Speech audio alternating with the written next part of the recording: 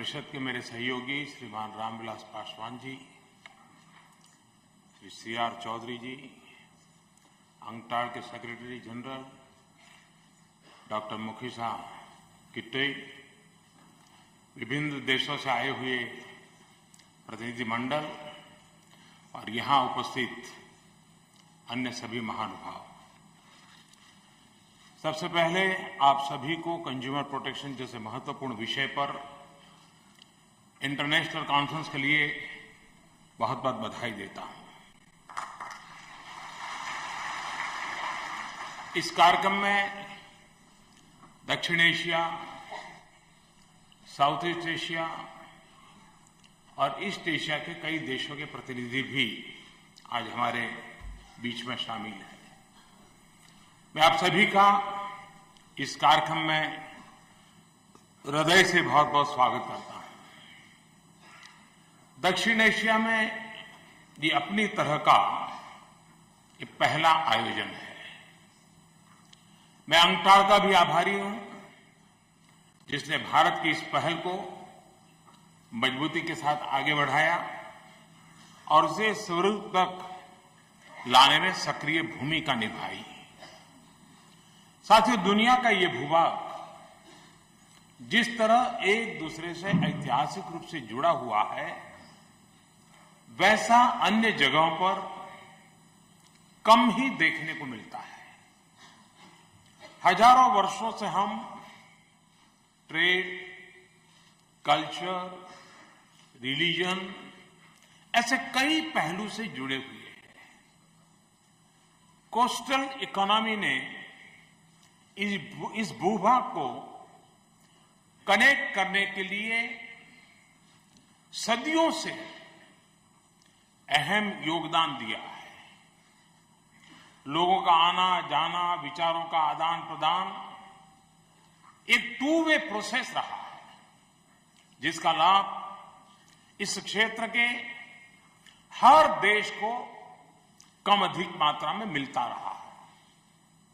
हम आज भी सिर्फ आर्थिक ही नहीं बल्कि सांस्कृतिक तौर पर भी एक शेयर्ड हेरिटेज का प्रतीक है। साथियों, आज के मॉडर्न एरा में हमारी पारस्परिक संबंधों एक नए आयाम पर पहुंचे हैं। एशिया के देश न सिर्फ अपने देश में गुड्स और सर्विसेज मार्केट को कैटर कर रहे हैं, बल्कि उनका विस्तार दूसरे महाद्वीपों तक भी फैलता चला जा रहा है। इसमें कंज्यूमर प्रोटेक्शन ऐसा विषय है जो इस क्षेत्र में व्यापार को बढ़ाने, उसे और मजबूत करने का एक इंपॉर्टेंट कंपोनेंट है। आज का यह आयोजन इस बात का प्रतीक है कि हम अपने नागरिकों की आवश्यकताओं को किस तरह गंभीरता से समझते हैं, उनकी दिक्कतों को दूर करने के लिए किस तरह से गंभीरतापूर्वक प्रयास करते हैं। हर नागरिक एक कंज्यूमर भी होता है और इसलिए ये आयोजन हमारे कलेक्टिव डिटरमिनेशन का भी प्रतीक है। साथ ही इस पूरी प्रक्रिया में संयुक्त राष्ट्र का एक सहयोगी तौर पर आगे आना भी एक बहुत ही सुखद बात है। 1985 में पहली बार कंज्यूमर प्रोटेक्शन पर यूएन गाइडलाइंस बनी थी। 2 वर्ष पूर्व ही इसमें और सुधार किया गया है। सुधार की इस प्रक्रिया में भारत की भी सक्रिय भूमिका रही है और मैं डॉक्टर मुखिसा का आभारी हूं। उन्होंने जिस प्रकार से भारत की सराहना की, अनेक क्षेत्रों में भारत जिस बातों को लीड ले रहा है उसका भी उन्होंने बहुत ही उत्तम तरीके से जिक्र किया। मैं इसलिए उनका बहुत हृदय से आभारी हूं। विकासशील देशों में सस्टेनेबल कंजम्पशन, ई कॉमर्स और फाइनेंशियल सर्विस के संबंध में ये गाइडलाइंस बहुत ही महत्वपूर्ण है। साथियों, भारत में सैकड़ों हजारों वर्षों से कंज्यूमर प्रोटेक्शंस गवर्नेंस का अभिन्न हिस्सा रहा है। हजारों वर्ष पूर्व रचित हमारे वेदों में उपभोक्ता संरक्षण की एक व्यापक चर्चा है। अथर्ववेद में कहा गया है, इमा मात्रा मिमिम हे यथ परानमसात, यानी वस्तुस्थिति और नापतोल में किसी भी तरह की गड़बड़ी ना करें। ऋग्वेद के जमाने में कहा गया। हजारों वर्ष पूर्व लिखित ग्रंथों कंज्यूमर प्रोटेक्शन के बाकायदा नियम समझाए गए हैं। गलत तरीके से ट्रेड करने वाले को किस तरह की सजा दी जाए, उसे भी उस क्षेत्र समय वर्णित किया गया है।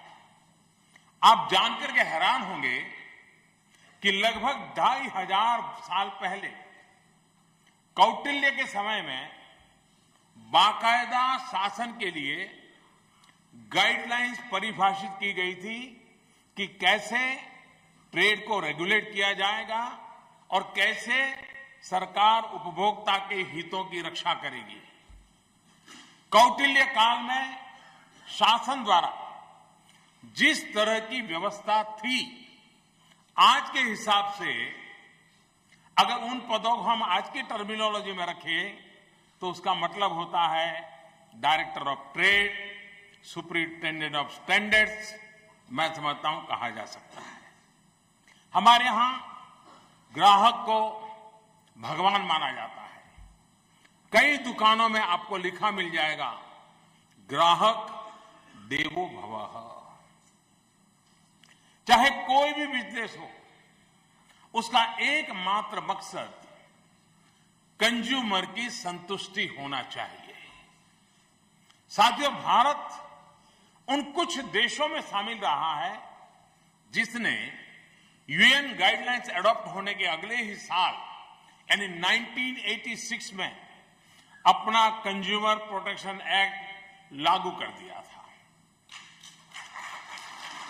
उपभोक्ता के हितों का ध्यान इस सरकार की प्राथमिकताओं में से एक प्रमुख अंग है। सरकार की ये प्राथमिकता न्यू इंडिया के संकल्प के साथ भी पूरी तरह जुड़ी हुई है। न्यू इंडिया जहां कंज्यूमर प्रोटेक्शन से आगे बढ़कर बेस कंज्यूमर प्रैक्टिसेस और कंज्यूमर प्रॉस्पेरिटी की भी बात को हम बल दे रहे हैं। साथियों, हम आज की देश की जरूरतों को, आज के व्यापारिक तौर तरीकों को अगर ध्यान में रखते हुए एक नया consumer protection act already process में हम बना रहे हैं। नए कानून में कंज्यूमर एम्पावरमेंट पर विशेष जोर दिया जा रहा है। कंज्यूमर की परेशानी कम समय में, कम खर्च में दूर हो, उसके लिए नियमों को और अधिक सरल किया जा रहा है। मिसलीडिंग विज्ञापनों पर और सख्ती का प्रावधान किया जा रहा है। तुरंत सुनवाई के लिए एग्जीक्यूटिव पावर्स के साथ सेंट्रल कंज्यूमर प्रोटेक्शन अथॉरिटी का भी गठन किया जाएगा।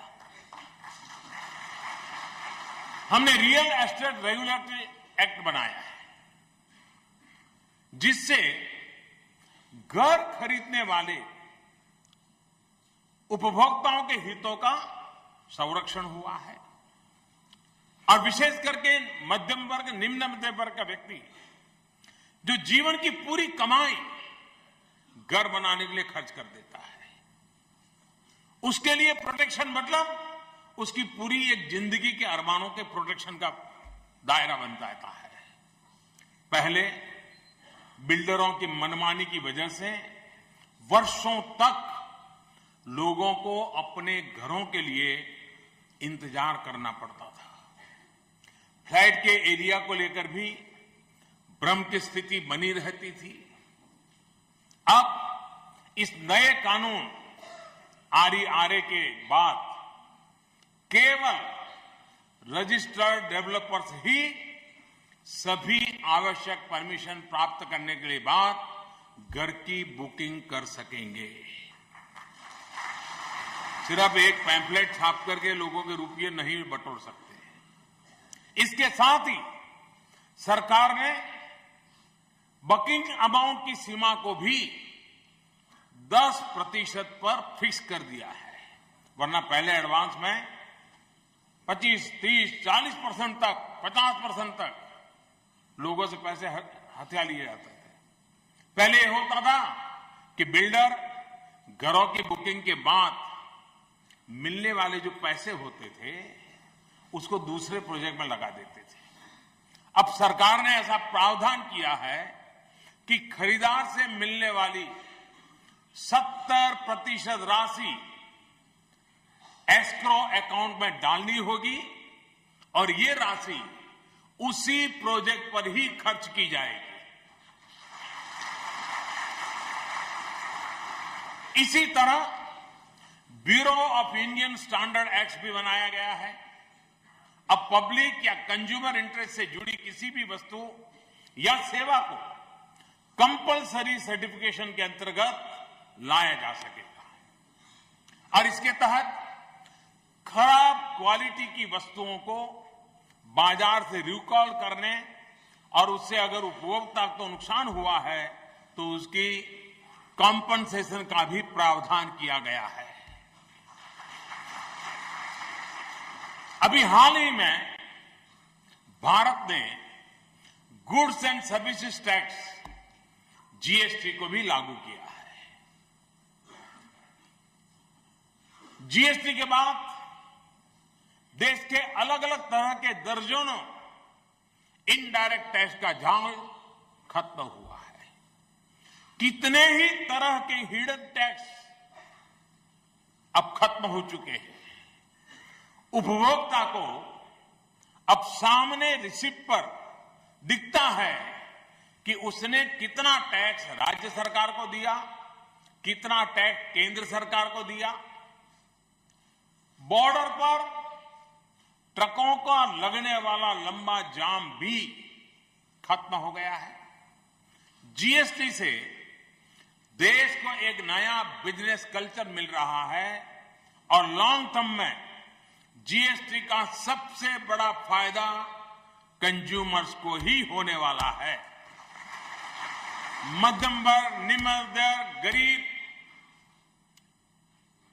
जिसका अज्ञान का लाभ उठाया जाता था, जैसे जैसे लोगों को इसकी जानकारी मिलती जाएगी, ग्राहक जागरूक होता जाएगा और कहीं पर भी अब कोई उसका चीटिंग नहीं कर पाएगा। एक पारदर्शी व्यवस्था है जिसमें कोई कंज्यूमर्स के हितों के साथ खिलवाड़ नहीं कर पाएगा। इतना ही नहीं, GST की वजह से जब कंपनियों का आपस में कंपटीशन बढ़ेगा और बढ़ने वाला है तो चीजों की कीमतों में भी बहुत गिरावट आएगी, कमी आएगी और इसका सीधा फायदा भी गरीब और मध्यम वर्ग के कंज्यूमर्स को होने वाला है। अब देखिए, ट्रांसपोर्टेशन, जो ट्रक 5 दिन में जाती थी अब सारे चेकपोस्ट हटने के कारण वो 3 दिन में जा रही है। इसका मतलब कि जो सामान ढोकर के जाने का खर्च होता था उसमें कटौती आई है। ये आने वाले दिनों में कंज्यूमर को ट्रांसफर होने ही वाला है। आज भले शायद कोई लोग अज्ञान का लाभ उठाते होंगे, लेकिन सारी चीजों का फायदा आने वाले दिनों में ग्राहक को, मध्यम वर्ग, निम्न वर्ग, गरीब को उसको ट्रांसफर होने ही वाला है। साथियों, कानून के माध्यम से उपभोक्ता के हितों को मजबूत करने के साथ ही ये भी बहुत आवश्यक है कि लोगों की शिकायतों पर तुरंत कार्रवाई हो। अल्टीमेटली डेमोक्रेसी की ताकत ग्रीवेंस रिड्रेसल में होती है। लोकतंत्र का अहम हिस्सा ग्रीवेंस रिड्रेसल सिस्टम कितनी आपकी पावरफुल है, इस पर लेखा जोखा होता है। पिछले 3 वर्षों में टेक्नोलॉजी का इस्तेमाल करते हुए हमारी सरकार ने ग्रीवेंस रिड्रेसल का एक नया इकोसिस्टम तैयार किया है। नेशनल कंज्यूमर हेल्पलाइन की क्षमता को 4 गुना बढ़ाया जा चुका है। कंज्यूमर प्रोटेक्शन से जुड़े पोर्टल और सोशल मीडिया को भी इंटीग्रेट किया गया है। पोर्टल से निजी कंपनियां भी बड़ी संख्या से जुड़ रही हैं। पोर्टल के माध्यम से लगभग 40% शिकायतें सीधे कंपनियों के पास ऑटोमेटिक ट्रांसफर हो जाती हैं, जिन पर तेजी से कार्रवाई होती है। जागो ग्राहक जागो, इस अभियान के माध्यम से उपभोक्ताओं को जागरूक करने का एक व्यापक प्रयास निरंतर चलता रहता है। मैं बड़े संतोष के साथ कह सकता हूं कि कंज्यूमर प्रोटेक्शन में जिस तरह सोशल मीडिया का पॉजिटिव तरीके से इस्तेमाल सरकार ने किया है, वैसा देश में पहले कभी नहीं हुआ है। साथियों, मेरी नजर में और हमारी सरकार के विजन में कंज्यूमर प्रोटेक्शन का दायरा बहुत ही विस्तृत है।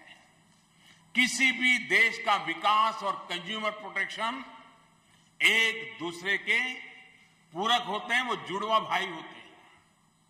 विकास का फायदा हर नागरिक तक पहुंचे, इसके लिए गुड गवर्नेंस, इसकी भी बहुत बड़ी भूमिका रहती है।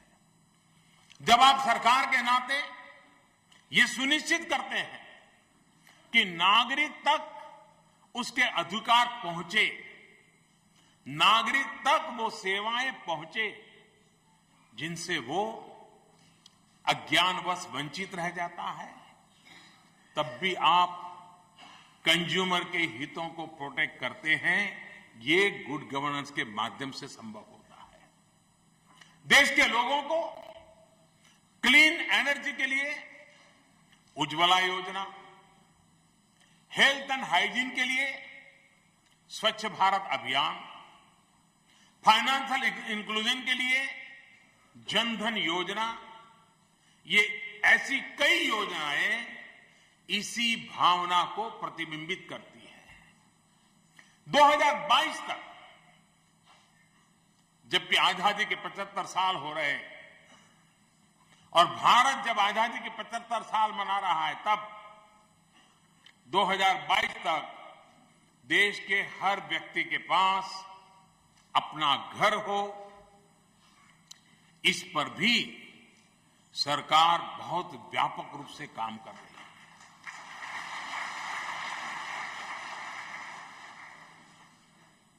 अभी हाल ही में देश के हर घर में बिजली कनेक्शन पहुंचाने के लिए भी एक बहुत बड़ा इनिशिएटिव लिया गया है, एक बहुत बड़ी योजना शुरू की गई है। ये सारे प्रयास लोगों के बेसिक लाइफलाइन सपोर्ट देने के साथ ही उनकी जिंदगी आसान बनाने के लिए भी है। कंज्यूमर के हितों की रक्षा सिर्फ उसे अधिकार देने से पूरी नहीं होती है।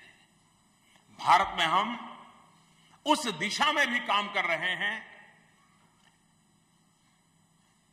जहां सरकार की योजनाएं कंज्यूमर के पैसे बचाने में मददगार साबित होनी चाहिए और हो रही है। इन योजनाओं से सबसे ज्यादा फायदा देश के गरीब, निम्न मध्यम वर्ग, ऐसे समाज के बहुत बड़े दायरे को होता है।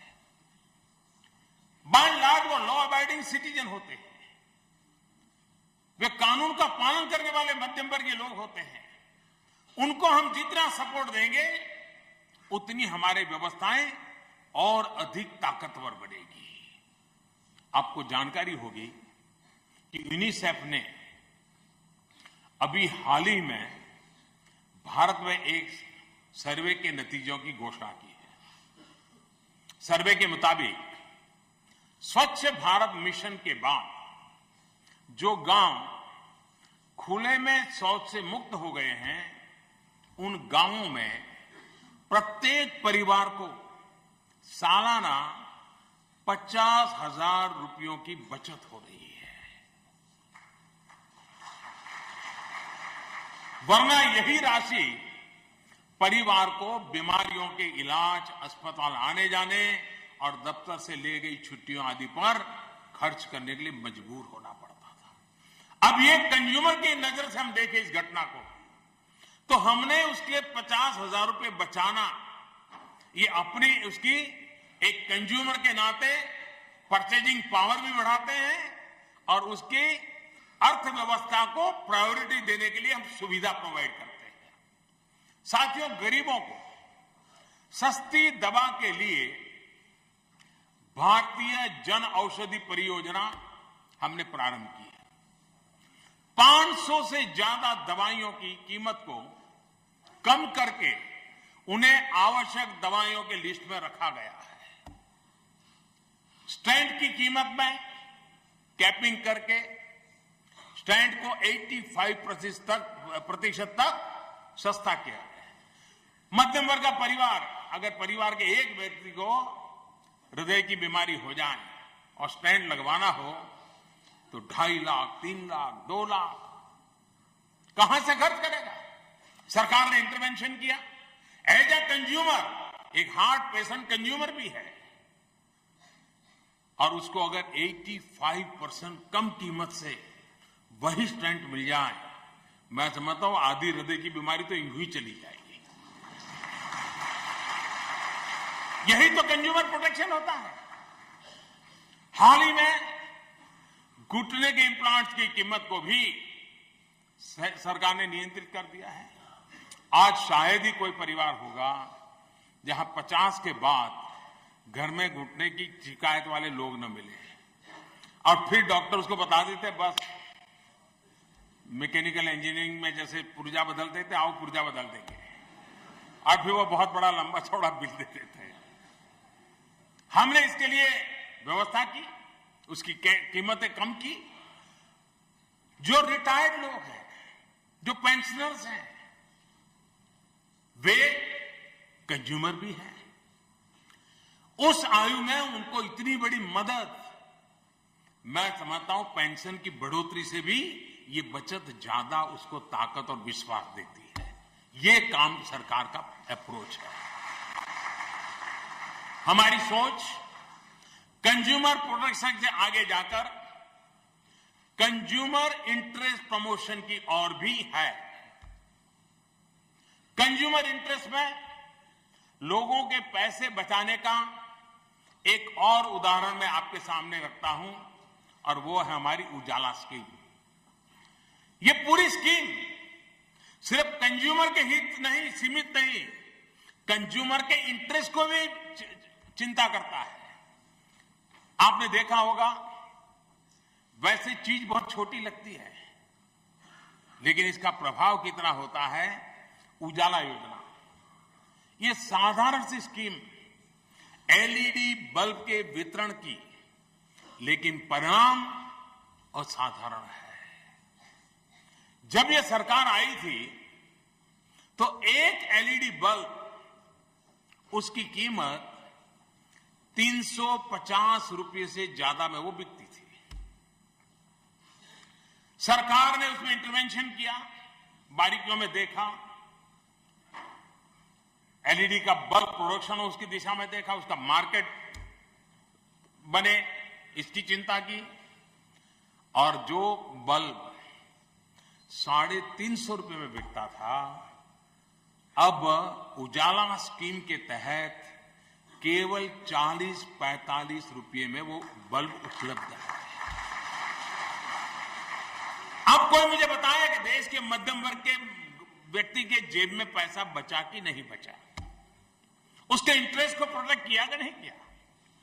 एलईडी की बल्ब की कीमत कम करके और लोगों के बिजली बिल में बचत कराकर सरकार ने सिर्फ इस एक योजना से कंज्यूमर के, उपभोक्ताओं के करीब 20,000 करोड़ रुपए से ज्यादा उनके जेब में पूरे देश में बचाए हैं एक साल में, क्योंकि बिजली का बिल कम हो गया इसके कारण। 20,000 करोड़ रुपए अगर पुरानी सरकारों की तरह अगर हम रेवड़ी बांटने के लिए लगा देते तो जय जयकार करने वालों की कमी नहीं होती।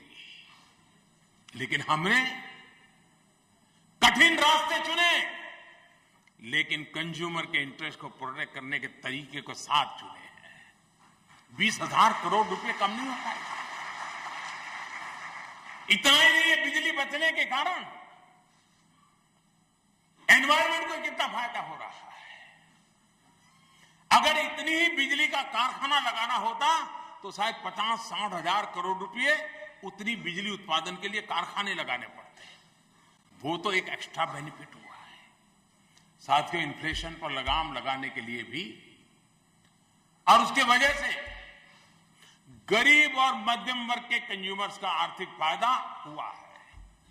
जिस तेजी से इन्फ्लेशन बढ़ रहा था 2012-13, 11-12-13 का समय देख लीजिए, अगर उसी रफ्तार से बढ़ता होता तो आज थाली कितनी महंगी होती।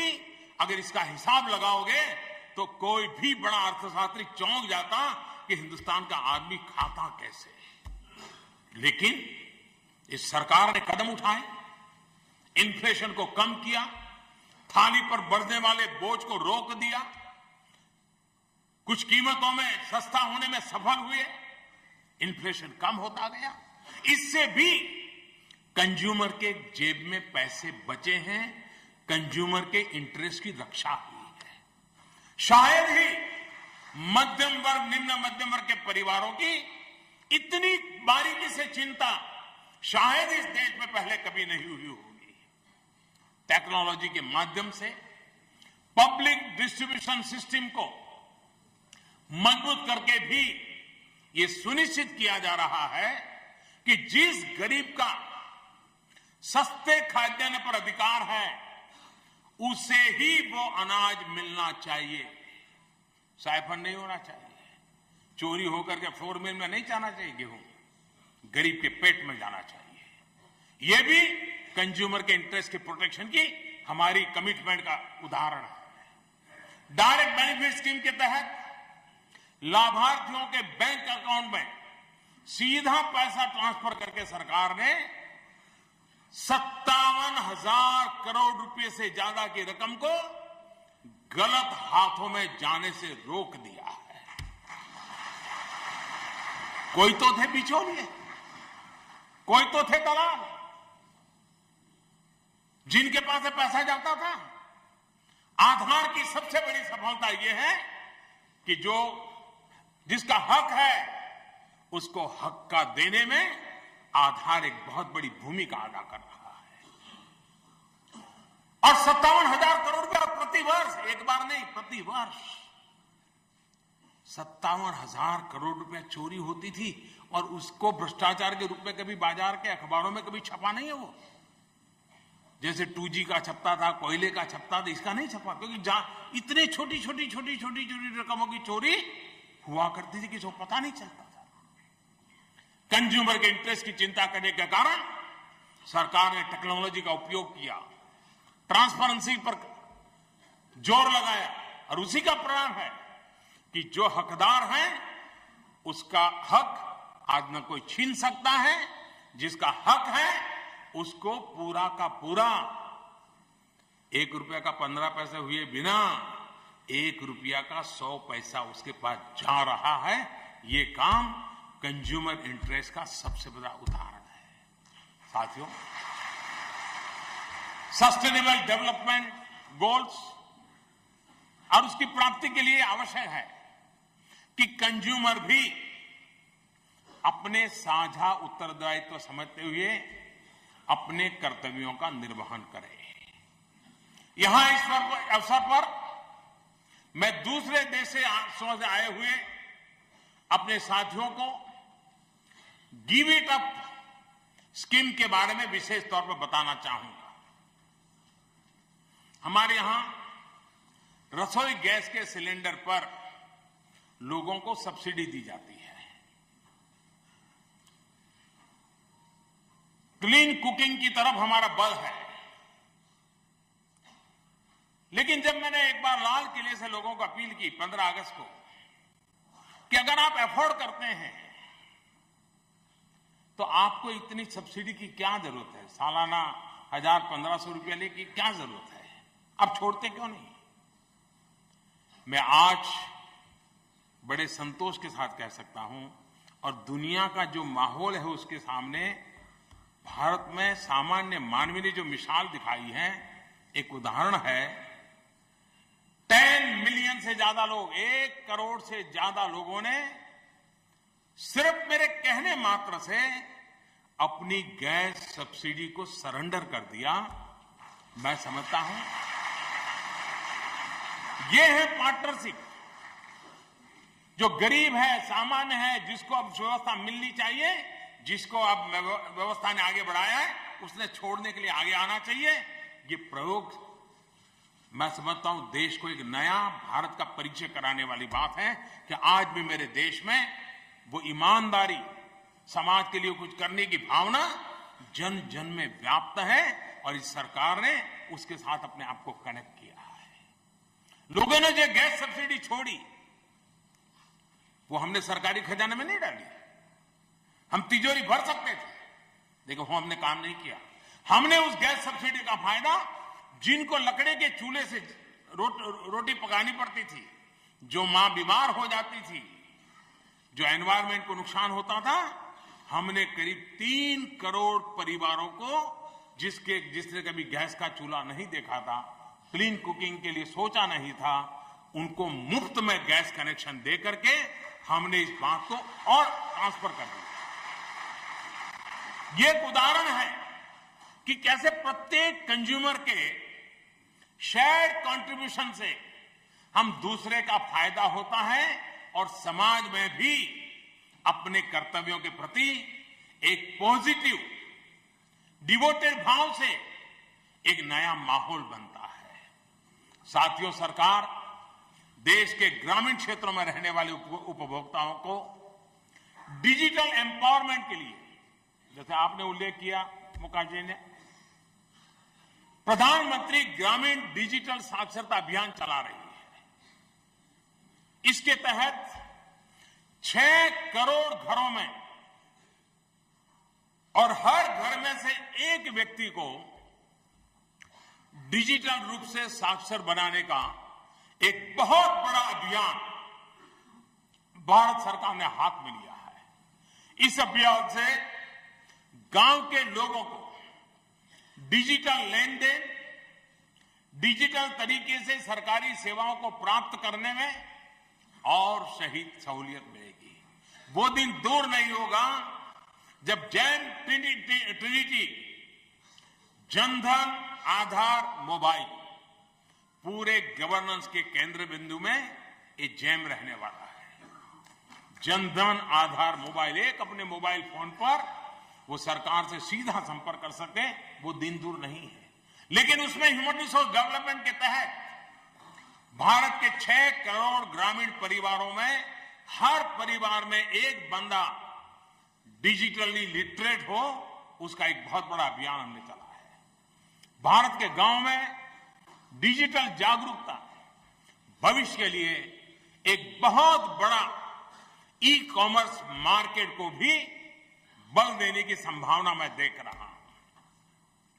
यूनिफाइड पेमेंट इंटरफेस यूपीआई ने ई कॉमर्स इंडस्ट्री को एक बहुत बड़ी ताकत दी है। भारत इंटरफेस फॉर मनी यानी भीम ऐप ने शहरों के अलावा ग्रामीण इलाकों में भी डिजिटल पेमेंट का एक व्यापक विस्तार किया है। साथियों, 125 करोड़ से ज्यादा की जनसंख्या और तेजी से बढ़ते मिडिल क्लास की वजह से भारत दुनिया के सबसे बड़े बाजारों में से एक है। हमारी अर्थव्यवस्था का खुलापन दुनिया के हर देश का स्वागत करता है। भारतीय उपभोक्ताओं को ग्लोबल प्लेयर्स के और निकट लाने की संभावना बनाता है।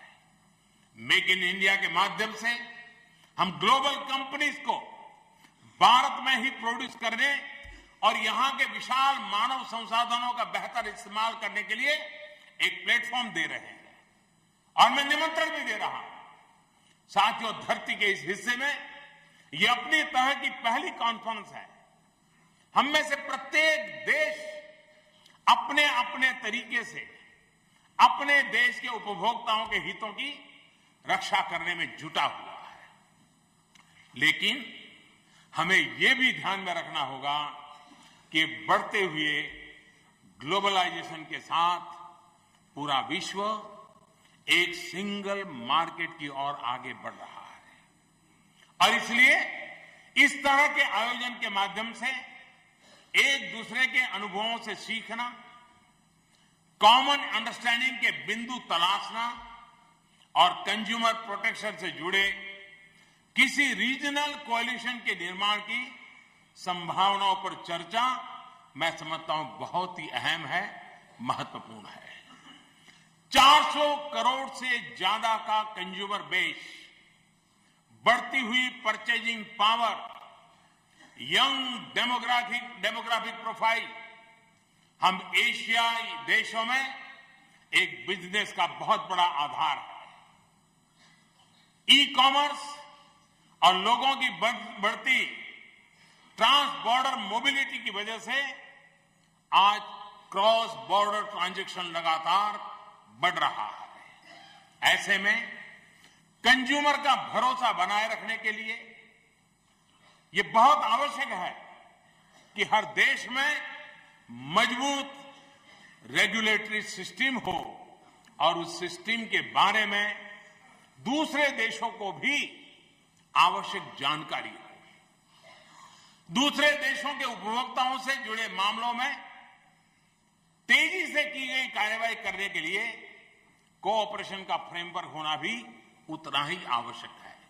इससे आपसी विश्वास बढ़ेगा और व्यापार की पहली शर्त होती है विश्वास। रुपये व्यापार को जितने बढ़ाते हैं उससे ज्यादा विश्वास व्यापार को बढ़ाता है। कम्युनिकेशन के लिए स्ट्रक्चर्ड मैकेनिज्म बनाना, बेस्ट प्रैक्टिसेस की म्यूचुअल शेयरिंग करना, कैपेसिटी बिल्डिंग के लिए नए इनिशिएटिव लेना और ज्वाइंट कैंपेन शुरू करना ऐसे विषय हैं जिन पर आपसी हितों को ध्यान में रखते हुए कार्य किया जा सकता है। साथियों, हमारी सांस्कृतिक और व्यापार की साझा विरासत भविष्य में उतनी ही मजबूत होगी जितना हमारे बीच भावनात्मक संबंध मजबूत होंगे। अपनी संस्कृति पर गर्व के साथ ही दूसरों की संस्कृति का सम्मान हमारी परंपरा का हिस्सा है। सदियों से हम एक दूसरे से सीखते रहे हैं और ट्रेड और कंज्यूमर प्रोटेक्शन भी इससे अछूता नहीं रहा है। मुझे उम्मीद है कि इस कॉन्फ्रेंस में भविष्य की चुनौतियों को ध्यान में रखते हुए एक स्पष्ट विजन के साथ आगे बढ़ने का रोड मैप तैयार होगा। मुझे उम्मीद है कि हम इस कॉन्फ्रेंस के माध्यम से एक रीजनल कोऑपरेशन को इंस्टीट्यूशनलाइज करने में भी सफल होंगे। इस कॉन्फ्रेंस में शामिल होने के लिए मैं आपका एक बार फिर से बहुत बहुत धन्यवाद करता हूं। मैं आपका आभार व्यक्त करता हूं और मैं इस कॉन्फ्रेंस को अनेक अनेक शुभकामनाएं देता हूं। बहुत बहुत धन्यवाद।